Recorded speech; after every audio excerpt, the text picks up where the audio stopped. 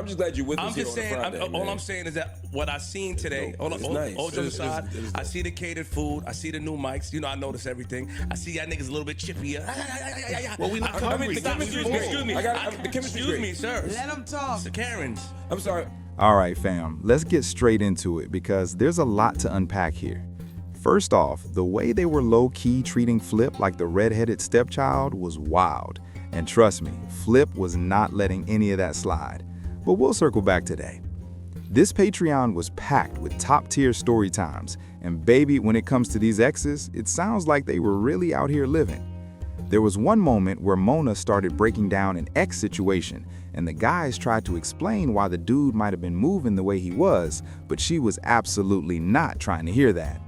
Now listen, the woman in me was like, I don't know, I might actually hear the guys out on this one, because that's the underrated perk of having friends of the opposite sex. They'll give you the unfiltered truth. You could tell they were attempting to get through to her, but the message just wasn't landing at all. And hold up, Mona clocked Mark Sanz real quick too. You know that thing he does where he repeats what you say back to you in that serious Lamont Hill-esque tone? She called it out immediately in this episode. And while we're talking about Mona, she really says whatever's on her mind in the exact moment she's thinking it. When Joe started lightly critiquing her style, she basically snapped back like, look, if you don't like how I'm dressed, you've got the money to fix it. She went on to say those scuffed up Timbs, if you don't know, could easily be Louis Vuitton, and that H&M bag could turn into Chanel real quick. Her energy was clear. She's going to give it to them every single time she steps on that set. Eventually, we hear Flip pulling up to the set, and mind you, this was a Friday shot Patreon, so everybody was in the building. You could hear Flip ad-libbing from the back on some Corey Holcomb type energy for a minute before he finally made his way to the couch. And whew, let me say this, I know I'm probably on an island by myself, maybe with just a handful of people who actually want Flip on the pod, but when he sat down in Joe's seat, he did not come to play at all. He walked in like a full-blown inspector, peeping everything that mysteriously isn't there on Tuesdays. He called out the catered food immediately, which of course opened the door to everyone flexing about the Friday meals they get, because that DoorDash Chick-fil-A, that's strictly a Tuesday thing, and Flip was not feeling that, like at all. Honestly, I was glad the whole crew was there for this one. But I don't know, y'all, the energy definitely shifted, and I'm guessing that's because this was the first time in a minute we've seen Flip and Mona on the same episode, let alone sharing the same couch. I really wanted everything to be smooth and copacetic up there, especially because I remember Mona's very first episode as a hired employee, when I was like, man, if they could both just accept that they're big energy and actually work together, they could be a real dynamic duo. But honestly, I don't think we're there yet, even though Flip kinda bigged her up.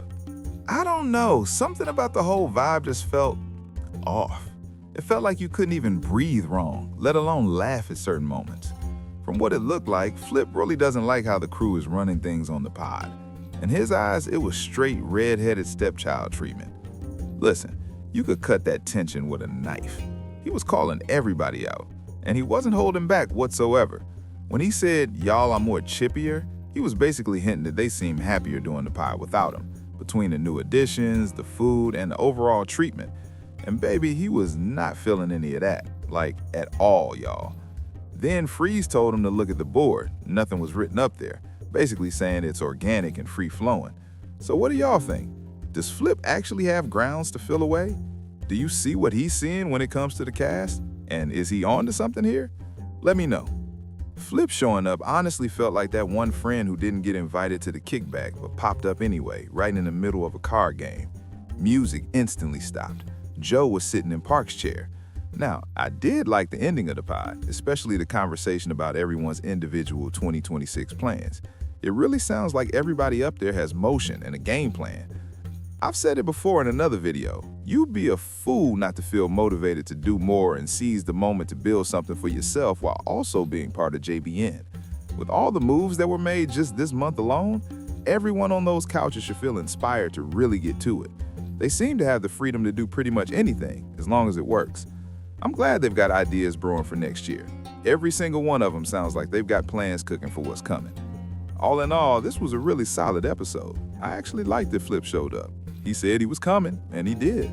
He probably told himself, The conversations flowed, and y'all know I've got some quick hits, and I'm pretty much on the same side as Ish on all of them. First one, no, Ish is not alone. I still iron my clothes too, because you will not catch me outside wrinkled and looking a mess. Absolutely not.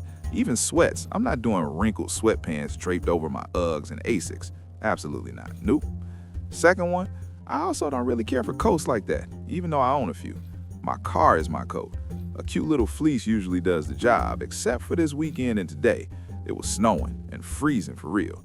If you're in a warm state, drop it in the comments, because y'all are extremely lucky.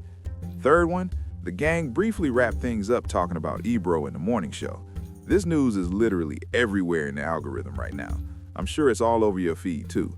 The question for Joe was whether he'd ever consider going back to Hot 97 or radio in general. Joe said if the situation was right, talking not just money-wise, but everything across the board.